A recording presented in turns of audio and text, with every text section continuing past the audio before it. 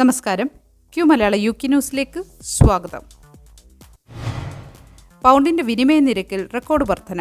ഒരു UK പൗണ്ടിൻ്റെ Indian മൂല്യം വീണ്ടും 112.65 ഇന്ത്യയിലേക്ക് പണം അയക്കുന്നവർക്ക് ഈ വർധന നേട്ടമാകും.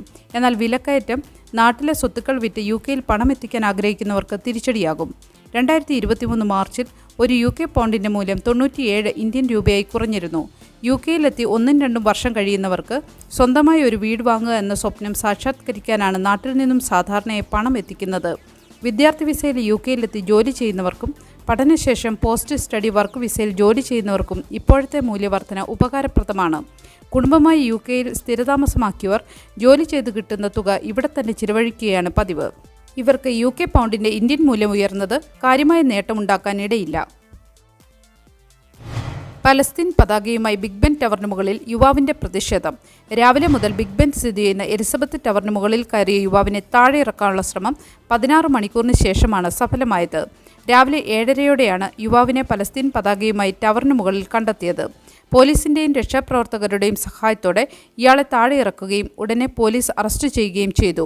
സംഭവത്തെ തുടർന്ന് പാർലമെൻറ് സ്ക്വയറിൽ സന്ദർശകർക്ക് നിയന്ത്രണം ഏർപ്പെടുത്തി. രണ്ടാം ലോക മഹായുദ്ധത്തിൻ്റെ 80ാം വാർഷികത്തിൽ സെറാമിക് പോപ്പികളുടെ പ്രദർശനം നടക്കും.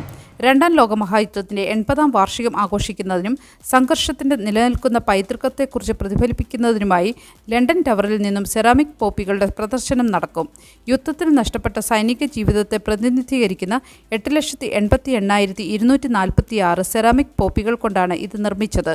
രണ്ടാം ലോക മഹായുദ്ധത്തിൽ മരിച്ചവരുടെ ത്യാഗത്തെ ആദരിച്ചുകൊണ്ടും രാജ്യത്തിന് ഓർമ്മപ്പെടുത്തലും പ്രദാനം ചെയ്തുകൊണ്ടും പോപ്പികളുടെ തിരിച്ചുവരവ് പൊതുജന ശ്രദ്ധ ആകർഷിക്കാൻ സാധ്യതയുണ്ട്. മെയ് 6 മുതൽ നവംബർ 11 വരെയായിരിക്കും ഇൻസ്റ്റലേഷൻ തുറക്കുക.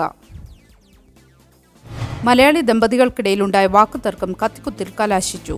ലണ്ടനിലെ ഇൽഫോർഡിൽ താമസിക്കുന്ന മലയാളി ദമ്പതികൾ തമ്മിലുണ്ടായ തർക്കമാണ് കത്തിക്കുത്തിൽ കലാശിച്ചതെന്ന് ബ്രിട്ടീഷ് മലയാളി റിപ്പോർട്ട് ചെയ്തു.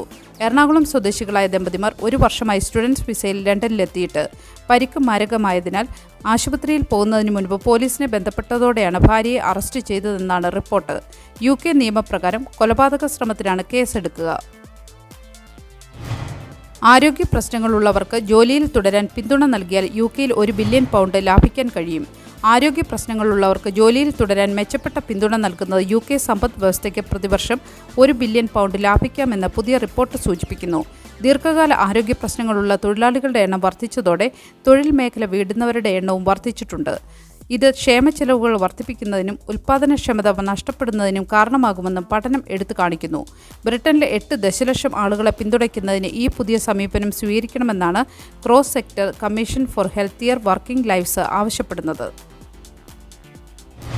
സ്വകാര്യ സ്കൂളിന് മേൽ വാറ്റ്. 100ഓളം സ്കൂളുകൾ അടച്ചുപൂട്ടിയേക്കും.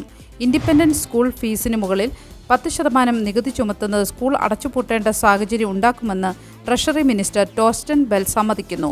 പുതിയ നയത്തിൻ്റെ ഭാഗമായി സ്കൂളുകൾ അടച്ചുപൂട്ടേണ്ടി വരില്ലെന്നായിരുന്നു സർക്കാർ നേരത്തെ പറഞ്ഞിരുന്നത്. എന്നാൽ 3 വർഷത്തിനുള്ളിൽ 100ഓളം സ്കൂളുകൾ അടച്ചുപൂട്ടുമെന്ന് മന്ത്രി വ്യക്തമാക്കുന്നു. മന്ത്രിയുടെ തുറന്നു പറച്ചിൽ ഇൻഡിപെൻഡന്റ് സ്കൂൾ കൗൺസിൽ സ്വാഗതം ചെയ്തു. ഒരു നല്ല ദിവസം ആശംസിച്ചുകൊണ്ട് ഈ വാർത്താ ബുള്ളറ്റിൻ പൂർണ്ണമാകുന്നു.